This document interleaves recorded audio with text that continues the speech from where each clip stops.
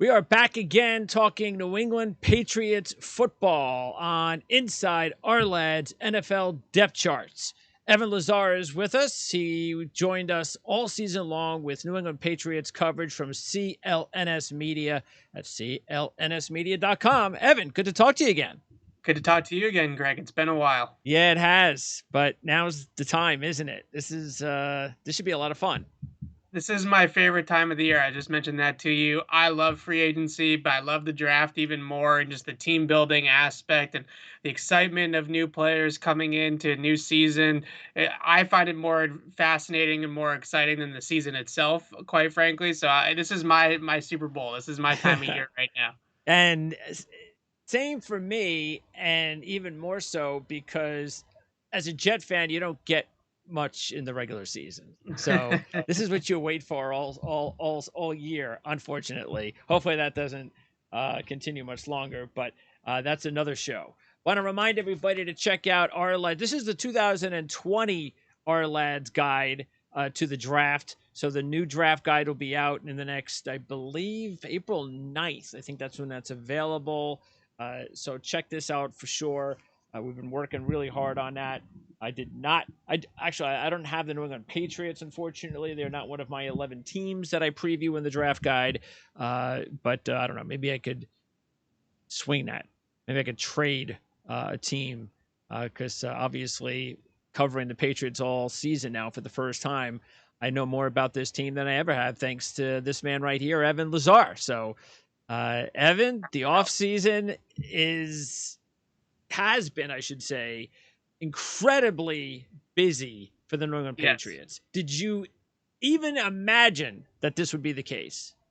Well, I did expect the Patriots to be big spenders. That's what they told everybody, and they didn't lie to anyone. And Andrew Callahan of the Boston Herald wrote a great piece yesterday, just surveying some of the agents around the league, Drew Rosenhaus, some of the guys that had multiple Patriots clients sign here in New England, and all of them said Bill came out and said he was going to spend a lot of money in free agency. And I think that the question wasn't whether or not Bill wanted to spend that kind of money. It was, could he attract those free agents to sign here with New England? Now, whether or not, and we can get into this discussion, is was it just that he came at the top of the market for so many different guys that he was able to outbid everybody for those players' services, or was the actual allure of playing for Bill Belichick an actual attractive thing for players? I think it was a little bit of both at hand, certainly, and a lot of the defensive players spoke about wanting to play for Bill and knowing that he was going to use their skill sets to the utmost potential because he has that ability,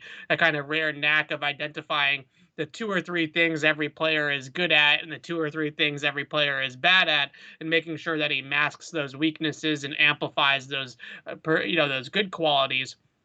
And that's, I think, what was really attractive for a guy like Jalen Mills or Matt Judon, players that really fit what the Patriots like schematically. So I think that there was a little bit of everything going in here, that the Patriots wanted to be big spenders for the first time ever, I would say, under Bill Belichick. There have been instances where there's been pockets of spending. They spent on Stephon Gilmore. They paid Roosevelt Colvin all the way back in the day a good contract. Adelius Thomas cashed out here in New England at one point. But we have never seen Bill spend like this. We also haven't seen Bill have this kind of salary cap space to spend like this. So it's an unprecedented time right now in New England. And a lot of Patriots fans, I think, are just left looking through the roster and seeing, other than quarterback, where are the glaring needs for Yeah. this team? And that's the biggest need on every football team. But at the same time, the Patriots have set themselves up to be a quarterback away at this Yeah. point, you would think, where if they drop that quarterback in there that is successful for them, then maybe they can be a contender again here shortly. Well, let's start with quarterback because it's starting to look like we might see three quarterbacks in the first three picks. That leaves Trey Lance and Mac Jones. And I know there's some people who believe even Mills could end up late first, early second. How crazy that might be. But we have Lance and Mac Jones for sure.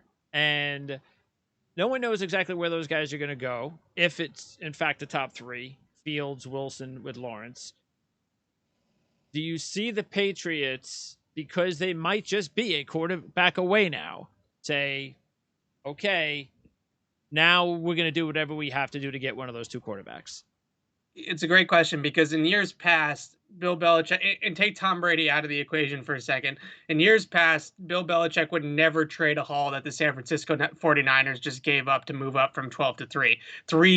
First round picks, a couple of mid round picks. Never. He would never mortgage 6, 7 picks in one player.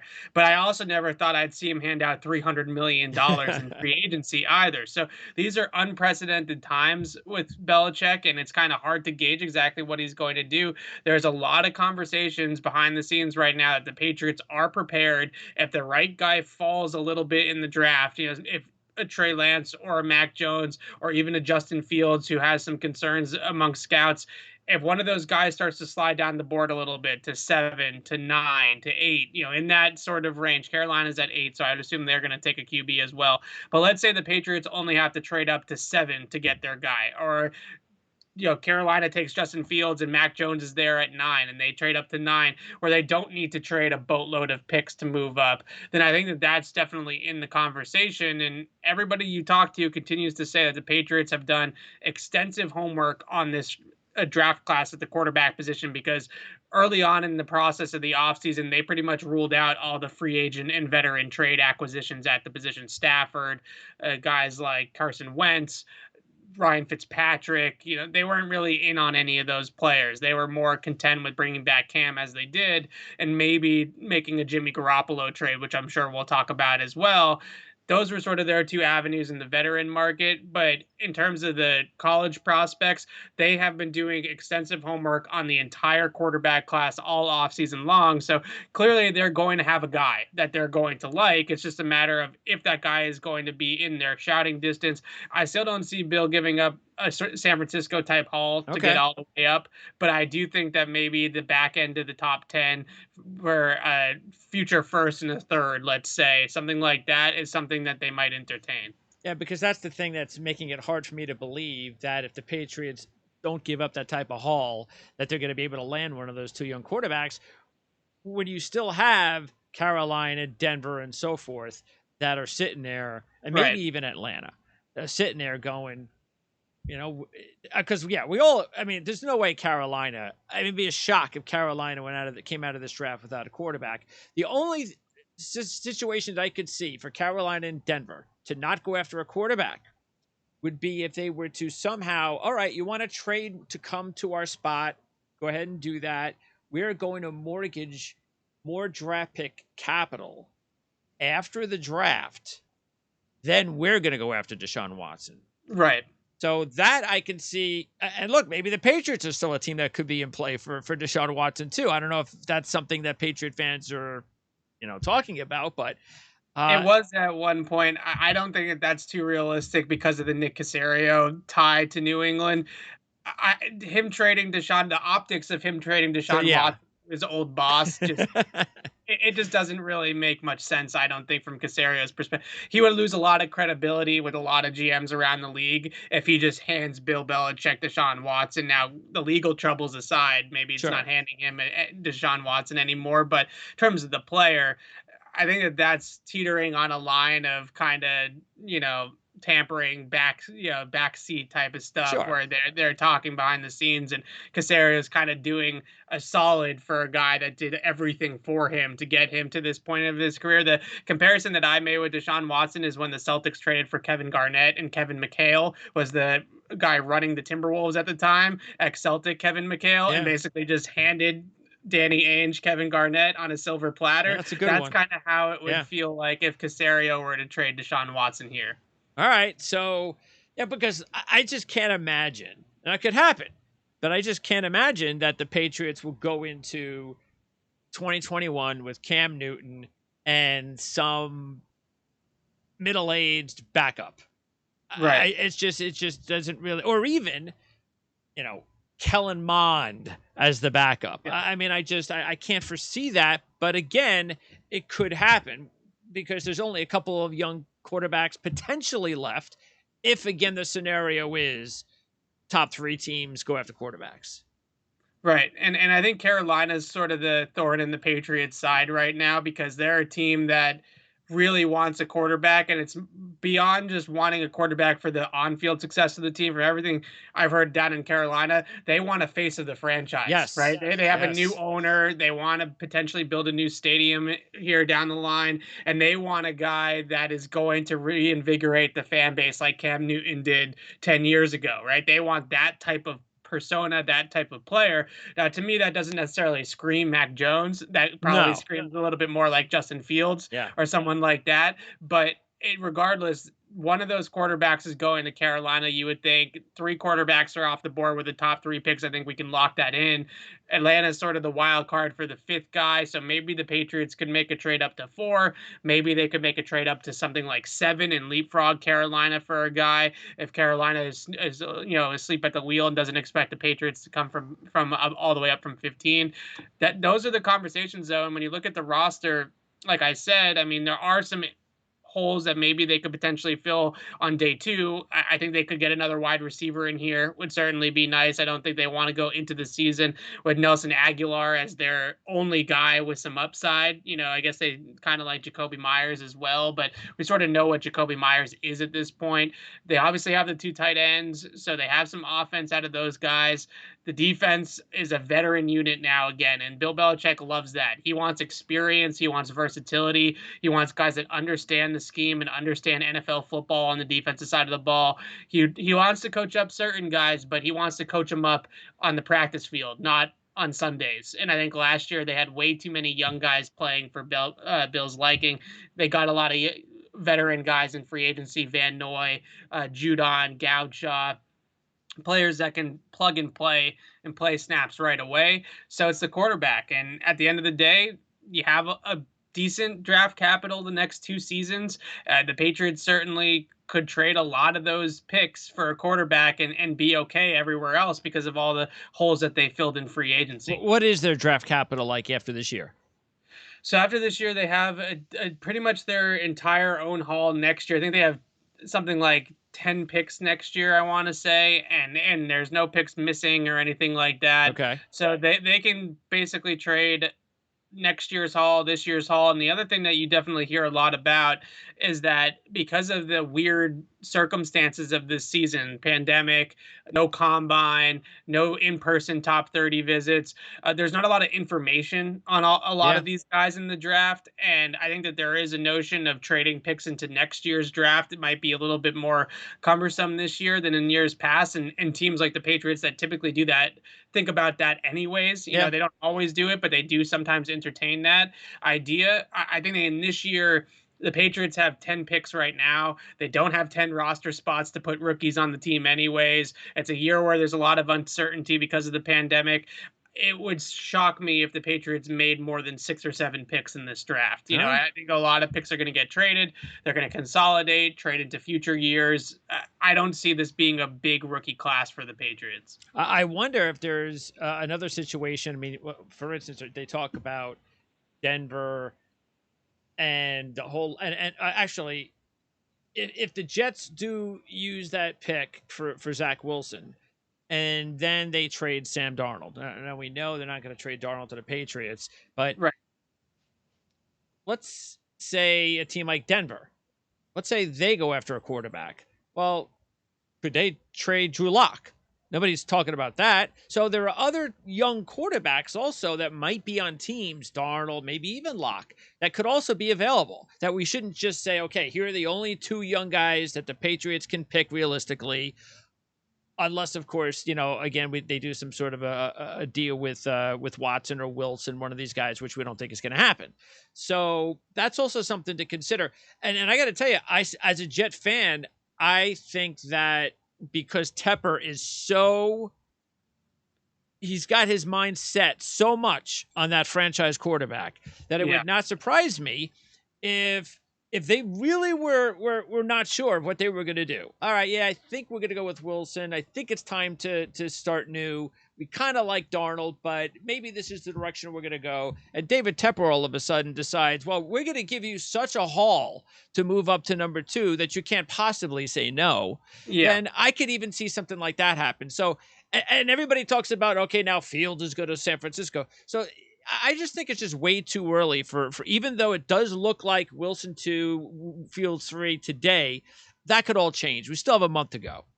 Yeah, and the point that you made about other quarterbacks that maybe we're not talking about, like a Darnold. Another name that I would throw out there is Gardner Minshew from Yeah, Jacksonville. absolutely. So Yes. they scouted him in the draft a couple of years ago. They liked him a little bit coming out. I think he's the type of player that Jackson. If I was the Jaguars, I'd probably hang on to Gardner Minshew. He's a quarterback on a rookie deal that has had good tape. Maybe he kind of ushers in Trevor Lawrence. Maybe he's just a solid backup for Trevor Lawrence. You know, a rookie that you never know.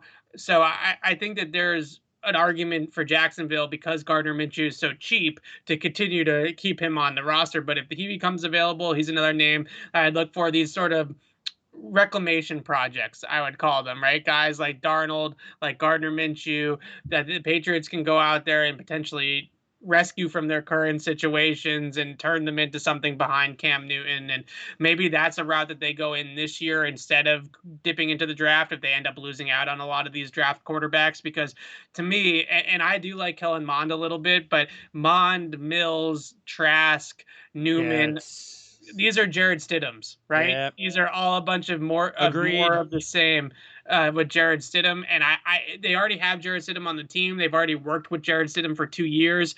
I just don't see the need to go out unless they really feel like a guy like Amon, who I do think has potential, can be their Dak Prescott, right? A guy that has some tools, that has some ability to throw the football, a smart decision maker. Maybe he comes along and comes into his own. He had that pro day yesterday where he was slinging the ball pretty well. Maybe they feel like he's got untapped potential that A&M couldn't really bring out of the shell, and they fall in love with that. But for the most part, I feel like most of those guys are Stidham types, and they already have a Stidham, so there's really no Yep, reason to go back in that well. So it's either all or nothing. It's hit the home run with that's one of right. these quarterbacks at the top of the draft, or kind of recycle it and maybe you go after Sam Howell or Phil Jerkovich or someone like that next year. Well, let's talk about before we move on because we still have a bunch of roster questions I'd like to ask you, though. Jimmy G. So I had a conversation with my San Francisco analyst about, I don't know, a month ago. He just didn't feel like, nope, he's not going anywhere. Didn't feel Jimmy G was going anywhere. There's been a Yeah. lot of talk that he was. Now that's kind of cooled off. I just, contractually, it doesn't seem like it makes a lot of sense. I do agree with the theory of San Francisco's trying to win a championship. Well, why would they just decide to just trade a veteran quarterback and hand the keys over to a rookie who could or could not be any good? So, what is it going to take if the Patriots were able and they are seriously considering a trade with San Francisco for Garoppolo? What's that going to take? So here's my answer. First things first. Before the Patriots signed Cam Newton to his 1 year deal, they did call the Niners to see if the 49ers would be interested in trading Jimmy Garoppolo back to New England. And they were told no. They were told that the San Francisco isn't going to trade Jimmy G. Maybe come back to us at the draft when, because at this time, San Francisco obviously already knew that they were trying to trade up. So come back to us in the draft, maybe on draft weekend if we get our guy will end up trading Jimmy G, but not right now. The Patriots took that information. They went out and a couple of days. I heard this like 3 days before they signed Cam Newton. Right, a couple of days later, they signed Cam to that 1 year deal. Okay. So they were interested in bringing Jimmy G back, and I think there is still some interest there. But you mentioned the contract. And from everything that I've been told, that's the biggest hurdle with a Garoppolo trade. The Patriots, currently as it stands, could not just trade a third round pick for Jimmy Garoppolo because they can't fit him under the salary cap. So they would have to rework that contract beforehand, get him to agree to some sort of pay cut or a new payment structure or something like that to fit him under the cap, or move somebody on their current roster. If the Patriots were to, let's say, trade Stephon Gilmore, they could then fit Jimmy G. Or if they were to trade or rework Dante Hightower's contract, then maybe they could fit Jimmy G. But they would have to do something contractually with the cap to make Jimmy G possible. So that's one hurdle that they have to get over. And I think that that was a big hurdle in terms of trade compensation as well, is that the Patriots were saying, We're not going to trade you a second or a third round pick for a guy that's going to make $25 million over the next 2 seasons. He's got 2 years with $51 million left on his contract. We're not interested in paying Jimmy Garoppolo that kind of money, even Sure. though we like the player. So that's the tricky part about it. And for the trade compensation question, I think a fourth round pick with the contract attached is actually pretty fair from a Patriots perspective. But if you're the Niners, is that really worth it? Is the fourth round pick worth it to move Jimmy G at that point? No. So you have to make it worth their while. Yep. The one pick that could get interesting is the Patriots do have 96, which is a comp pick for Tom Brady. That pick is going to get recycled in a million different ways by Bill Belichick because he's never going to allow it to be a one for one, right? He's not going to be allow people to say the Patriots got player X for Tom Brady, right? Okay. He's not Interesting. gonna. So Yeah. that pick is gonna go down a well of 17 different branches of how that pick ended up, and the Patriots will have a 1/8 of every player that they draft over the next 3 years will be from Okay. that number 96. So maybe they end up figuring something out with that pick. They do have 46 in the second round as well that they could potentially trade for Jimmy G, but now I think you're talking about a little bit too rich on the Patriots side. I think a third round pick is probably fair for everybody. Maybe that can entice the 49ers enough, another top 100 selection, but I don't know.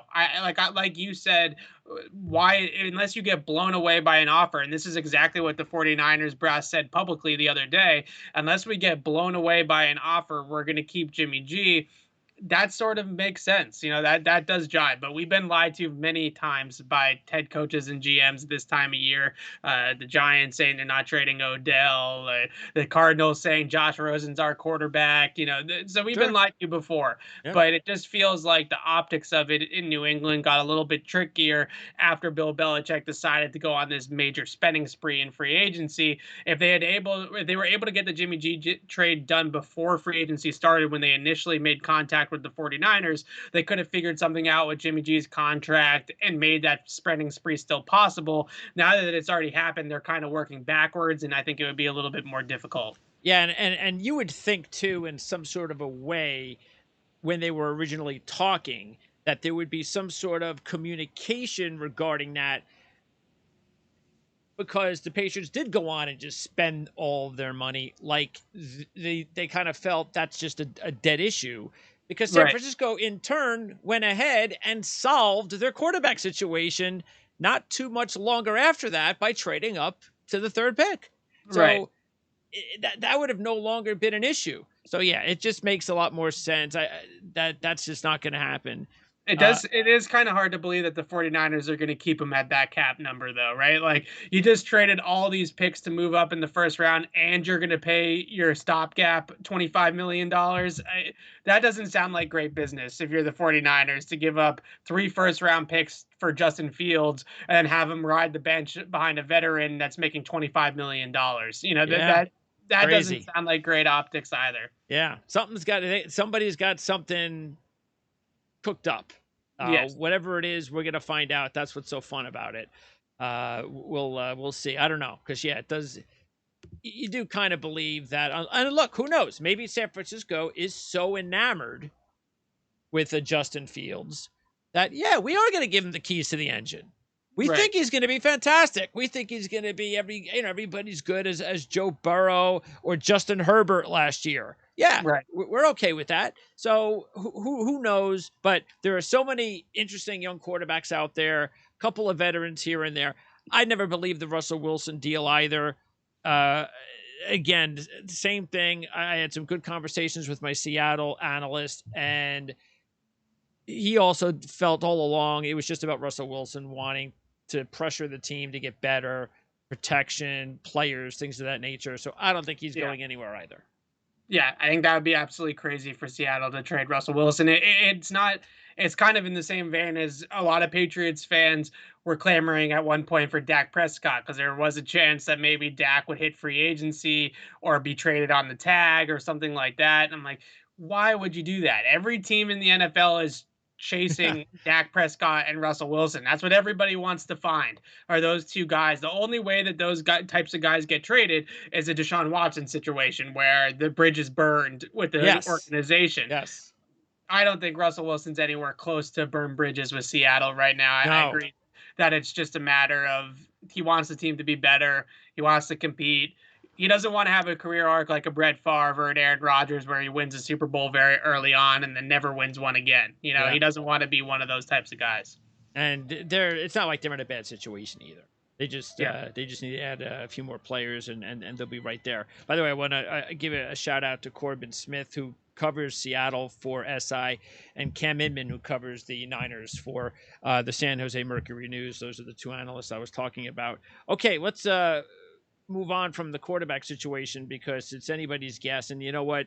It's very possible before we even get to the draft that we're going to know who the Patriots are going to wind up taking or who they're not going to be able to take. So I'd actually be surprised, to tell you the truth, if we get to the draft, if we're there on draft eve and we still have no idea what the Patriots are going to end up doing at the quarterback position.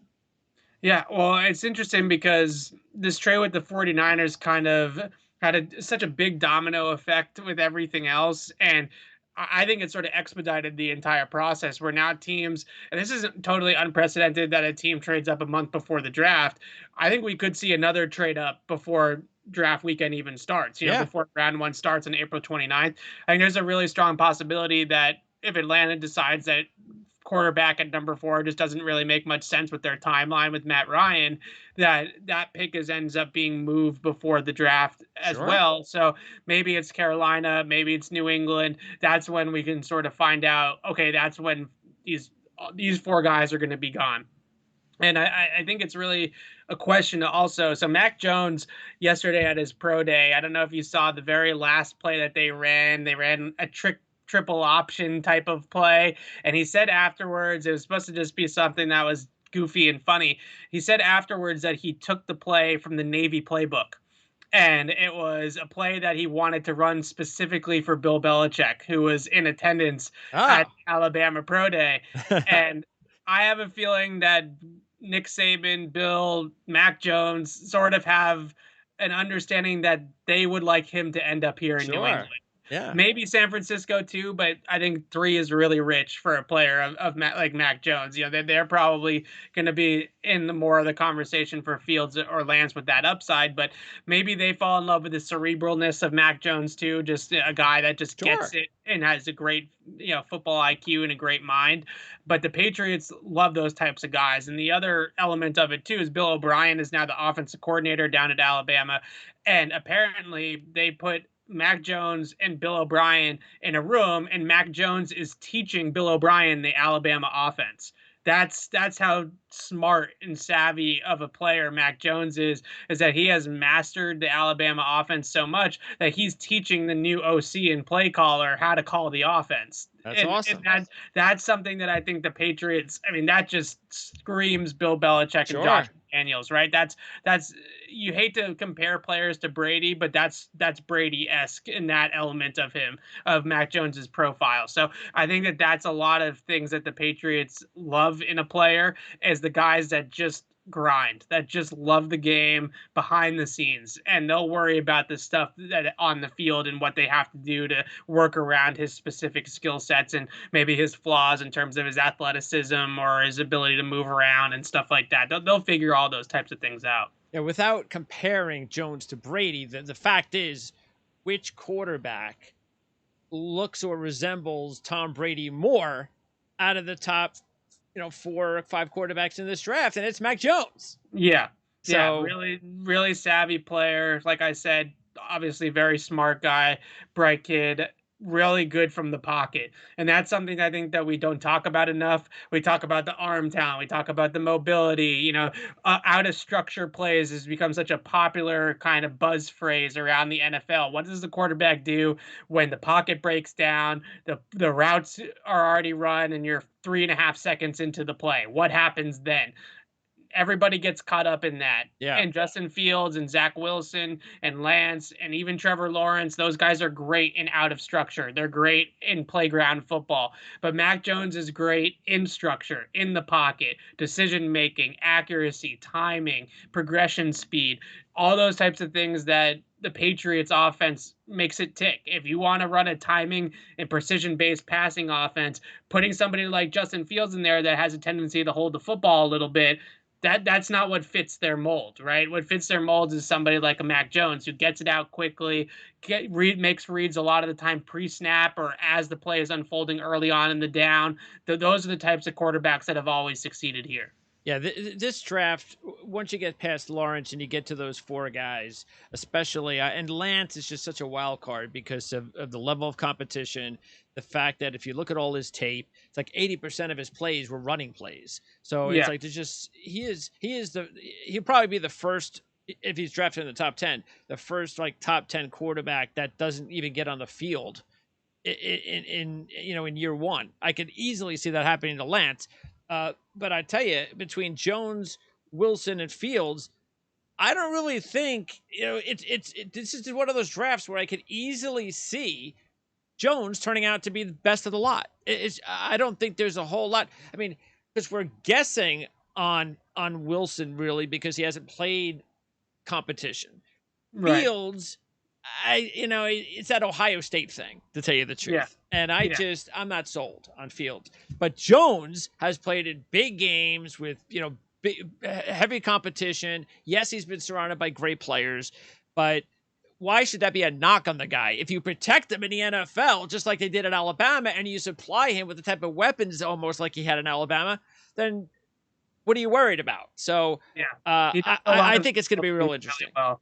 He does a lot of the little things, and we get caught up on all the big things, like I mentioned, arm talent, athleticism, mobility. Those are big things that we look at. Mac Jones does all the little quarterback things well. He moves in the pocket extremely well. He sees the defense break down extremely well. He throws in rhythm. He throws a quick passing game. He throws a catchable ball. Those are things that Tom Brady does, Drew Brees does, guys like that have had such great careers. Those are what makes those guys great. And I think a lot of people are chasing Patrick Mahomes, they're chasing Aaron Rodgers, Yep. and these guys that just can do everything on their own. And maybe sometimes it's just as good to have the guy that does everything that the scheme is asking him to do. And this is why a lot of people are thinking the 49ers might be interested in Mac Jones because that's a type of quarterback Kyle Shanahan has always gravitated towards, right? Sure. Kirk Cousins, Jimmy Garoppolo, those types of guys that are just cogs in the system. And I think that a lot of offenses like the Patriots, like the 49ers, often benefit from guys that are just good in the system and not necessarily these great playmakers because the system is sound and because it will run itself. As long as you have somebody that's making all the right decisions and hitting all the right notes, it usually plays very well. All right. Well, let's, as quickly as we can, since we spent so much time on the quarterback position, go Sure. through some of the other issues or the holes that the team needs to fill. You mentioned wide receiver. Okay, so and we talked a lot about this, about the wide receiver as we ended the season the last few weeks about the issues that the Patriots have had over the years with receiver. And sure enough, with all these moves that they've made, it's like, oh yes, of course the Patriots sign Nelson Aguilar. Of course they do. Because I mean, talk about a guy that you just can't trust. Right. So I like you said before, you wouldn't be surprised if the Patriots went out there and got another wide receiver. I'm with you. I don't think the Patriots should feel like, oh, we're set now with Nelson Aguilar. I actually think Bourne might end up with it being the better free agent deal, to tell you the truth. In terms of value for the contract, definitely could be. I Yeah. do like Nelson Aguilar in their offense because he is somebody that brings some size and speed, which are two qualities that they haven't had over the Yep. last couple of years. So he is a field stretcher. He averaged almost 19 yards a catch. I don't know if wide receiver is a day one need anymore for New England. Now, if they end up staying at 15 because they can't trade up and there's not really a great deal for a quarterback, all five of the QBs are gone. The Patriots are on the clock at 15 and Devontae Smith is still on the board. Could they take him? Obviously, yes. He's probably going to be the best player available. But in terms of needs, I think that there are more pressing needs than wide receiver on the Patriots roster, Okay. especially because of the way that they're building their offense through those two tight ends, right? Yeah. Hunter Henry and Jonnu Smith are the guys. Those are the guys that they brought in to be difference makers in their offense. And now if you draft another receiver, well, now you got a lot of mouths to feed. Yeah. It's too Yeah, you're many. paying you're Yeah. paying a lot of guys a lot of money, and you drafted a guy in the first round. So that's a ton of capital invested there. And Bill Belichick is always somebody that understands the little things like building in the trenches, having good linebacker play. So there are other holes that I see there. But on day two, I think that this is a really deep wide receiver class, as everybody has said. There are some really interesting names. A guy like Amari Rodgers from Clemson, for example, plays the game the way the Patriots like it to be played. And I thought that they kind of missed, obviously they missed on the N'Keal Harry pick, but the guy that I really felt like they missed on was Deebo Samuel in that draft, and Amari Rodgers reminds me a little bit of Deebo. Diami Brown from North Carolina is sort of your typical X outside receiver with good speed, good big playmaker down the field. Maybe they can pair him, move Nelson Aguilar to Z so he can play both a little bit in the slot and outside, which is kind of what he's done throughout his career. And Diami Brown can be the guy that can handle the outside reps, right? Some players like that, Elijah Moore, maybe they take a swing on Rondell Moore from Purdue, who's had a ton of injuries, but is somebody that is obviously electric when he is on the field. Sure. Those are some of the guys I think on day two that maybe they could kick the tires on. And it might be better if they go quarterback round one. If they go, a defensive stud like a Michael Parsons or something like that in round one, maybe they end up coming back to receiver in the second or third round. After the N'Keal Harry thing, I do think that they have a little bit of kind of just tentativeness of As taking well they another should wide be. receiver Yeah. in the first Uh-huh. round. Yeah. So that's why I'm hesitant of them taking a wide receiver early, but I definitely think it's a top 100 need for the team. Same thing at running back. So for whatever reason, they've been kicking the tires on a lot of free agent running backs, veteran guys, Leonard Fournette, Chris Carson types, guys that are going to be able to run the football between the tackles, not necessarily those space backs, not a James White, not a pass catching Sure. back, but more of a true, first and second down between the tackles back. And maybe it's a Sony Michel thing that they feel like that era is sort of coming to an end. Michel is entering his fourth season. He's got his fifth-year option next year. It's probably not going to get picked up. They obviously have Damian Harris, but the Patriots love to have depth at running back. They want to have multiple guys that they can go with there because guys do get hurt at that position. So, yeah, running back definitely another one that I expect them to get another body in here at some point, whether it's one of the free agents that's still kicking around or Okay. somebody in the draft. I definitely think the Patriots will add another running back at some point. If it's Devonta Smith at wide receiver and Najee Harris at running back, who would they go? If I they would, had to choose I one of would, the two. I would like to hope that they would go with Devontae Smith in that scenario, but there is a conversation with Najee Harris. You put Najee Harris in the backfield with Cam Newton next year, and that's a pretty formidable Oh backfield yeah, sure. for Yeah. defenses. And he's kind of building a team that's a little bit of a harken back to the Gronk Hernandez days to a degree, but I also think that he's looking at the league and he sees all these teams with 225-pound linebackers and these smaller defenses built to stop the spread and built to That's stop the right. pass. And he has two tight ends. He's got a fullback. He's got a battering ram at quarterback. He is sort of thinking of it as, well, I'm going to run everybody over and run play action off of it because everybody Yeah, else is spreading the field and throwing the ball, 50 yards downfield. sure. I'm going to do this other thing. It's going to be more cost effective, the typical Belichick zig while everybody, zags Yeah. type of deal. All right, offensive line. The Trent Brown deal, and we knew and Nwenu would move inside. We knew Thuney was more than likely going to go. And just taking a look at the depth chart on my other monitor, of course, from our lads, we talked about this and the depth, and this such an important position for the Patriots being the offensive line. That is also a possibility if they don't go quarterback in round one, isn't it? Absolutely. And tackle in particular, I think, is the need. They have four guys, I think, that they trust on the interior with Andrews, Onwenu, Shaq Mason, and they brought Ted Karras back on a 1-year deal to kind of be that swing interior lineman. He can play a little bit of guard, he can play a little bit of center. So I think they feel good about those four guys on the inside. The tackle position, though, Isaiah Wynn's in a similar boat as Sony Michel, right? It's kind of prove it time for Isaiah Wynn. He's got to be able to stay on the field Yep. and stay healthy for an entire year because his 5th-year option is coming up next year as well. They got to make a decision on that this offseason. I think they might still pick up that 5th-year option for Isaiah Wynn because when he is healthy, he plays the position well, but he Yeah. just hasn't been able to stay out there. On the other side at right tackle, Trent Brown's only on a 1-year deal. So they have two tackles right now. Their starting tackles are essentially on 1-year contracts. So they definitely have a long-term need at tackle, and there's a bunch of good ones in this draft. I mean, this is if you need an offensive lineman, this is the year in the draft to need an offensive lineman. Obviously, Penny Sewell at the top, but Rashawn Slater, Christian Darrisaw, Liam Eichenberg worked out today at Notre Dame, Jalen Mayfield, Taven Jenkins. I mean, the names go on and on of tackle prospects that I think would interest the Patriots a whole lot. So I wouldn't be shocked at all if Christian Darrisaw, for example, from Virginia Tech, is the pick at 15 if they stay at 15, Okay. because they really could use a tackle behind those two guys. They've done the whole develop the tackle first and then bring him in with Nate Solder to Matt Light. You know, that's sort of the way they like to do things here at New England. They don't tend to like to draft a rookie and force them into a huge role right away. So if they had Darrisaw sit as sort of the third tackle for a year, then once Brown or Wynn moves on next year, they have him start. I think that's a route that they typically would go. All right, let's talk about the front seven. And as far as edge rush, linebacker, you have maybe I mean, Collins and Parsons have got to be two of the top guys who could both play inside. Of course, we know that's where Parsons always plays. But you have Phillips, Rousseau, Kwity Paye as edge guys. I know the Patriots did a little of that last year, and then they went out and signed Judon and Kyle Van Noy. And I know Van Noy's a 1-year deal, right? Or is that a 2-year deal? Judon's for 4, but still.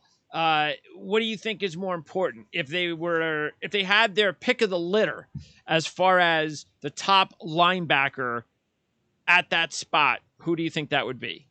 So I think on paper, everybody's expectation would be for me to say Micah Parsons, but I think there are some hesitancies about some of those off-field red flags and drafting him in the top 20. So the guy that I would circle for the Patriots in the front seven is Zaven Collins from Tulsa because Bill Love him. Belichick Yeah. loves those types of players. 6'4", 255 pounds, can do a little bit of everything. He reminds me a lot of a young Jamie Collins, a player that can just very athletic at the second level. He can play on the line, he can play off the line, he can drop into coverage, he can rush the passer as an edge rusher. He's a Patriot type of linebacker through and through. And the player that you really have to, I think Van Noy and Judon are pretty good players and are going to start for them for next year. But I would look at Dante Hightower's future and wonder how much longer Hightower is going to keep playing. There were some retirement mumblings over the last couple of years with Dante Hightower, and at some point they're going to have to draft his successor, and it probably is in their best interest because Hightower is a really smart guy and a very good leader. So it's probably in their best interest to get that guy in the building before Dante Yep. Hightower Yep. decides to retire. They also have Gerard Mayo as their inside linebackers coach right now, so he's the guy coaching up that next guy too. So he obviously is a really good mentor for somebody like Zaven Collins. So I would say just from a measurable standpoint, a skill set standpoint, there are very few players in the draft that fit Bill Belichick more than Zaven Collins. He checks pretty much every box, Okay. and there's not a whole lot of guys at linebacker anymore that play at that size, Sure. right? Most of these linebackers, even a guy like Micah Parsons, is 240, 245, which is a little bit undersized for the Patriots standard. So having a guy at 6'4", 255, Bronco Nagurski winner, basically does everything well. That's Bill Belichick through and through right there. Yeah, the two guys that impressed me the most watching college football this year were Collins on defense, were Collins and Morig, the Yeah, safety from yeah, TCU. Oregon's good too. Yeah. Yeah, those guys. So let's talk secondary then. If the Patriots decide, and so far no Jason McCourty, so No, is he not coming back? I think Jason McCourty's the door is still open there, but I think it will be an after the draft signing to Okay. see if they do end up actually drafting a corner early because they have Jawan Williams, they have JC Jackson, John Jones, Gilmore's obviously still on the roster. And then let's say they draft a cornerback in the first or the second round, there's probably not a spot at that point for Jason McCourty, but if the draft doesn't end up going that direction, maybe the door opens again. Okay, so then let's say they're sitting there, they want to go DB, and Bill look, Belichick always wants to go oh DB. So, yeah, that wouldn't shock me at all. I think the two guys that you look at the top are certainly Sertan and JC Horn. yeah, Fit the Patriots really, really well. Guys that are physical, press man corners that can get up in people's faces and play man coverage. Sertan, I think, is going to be a top 10, top yeah. 5 type of pick. I think he's the best corner in the draft. JC Horn, though, at 15, that has a lot of legs. That's a guy that I think plays their brand of football. Physical, press man, alpha dog mentality, that sort of type of player. He can play some multiple coverages as well. I think that's their type of guy if they want to go first round. If they want to go a little bit later, maybe like someone like an Eric Stokes from Georgia, who's kind of just a technician, a clean prospect, not necessarily someone that wows you when you turn on the tape, but definitely just gets the job done out there, kind of like a Logan Ryan sort of type of player that's not super flashy, not a number one corner, but just a solid number two corner. Maybe they could go that direction as well. But we're going to find out a lot about the Patriots cornerback position with Stephon Gilmore and JC Jackson, I would say, by the time the draft rolls around. Okay, and why? What is the situation with Jackson? What's the latest there? So Jackson's on an RFA contract right now. He still hasn't signed his RFA tender, so technically a team could still sign him to an offer sheet for the next couple of weeks. So my guess is that he ends up coming back to the Patriots next year on a 1-year tender and then hits unrestricted free agency in 2022. But the long-term outlook at that position with both Gilmore and JC sort of uncertain right now. You don't necessarily know which one of those guys, one, two, neither are going to be here in 2022 and beyond. And the Patriots often look at the draft. It drives fans nuts, but they often look at the draft as a 3 to 5 year outlook, right? Where is this guy going to be on our team in 3 years?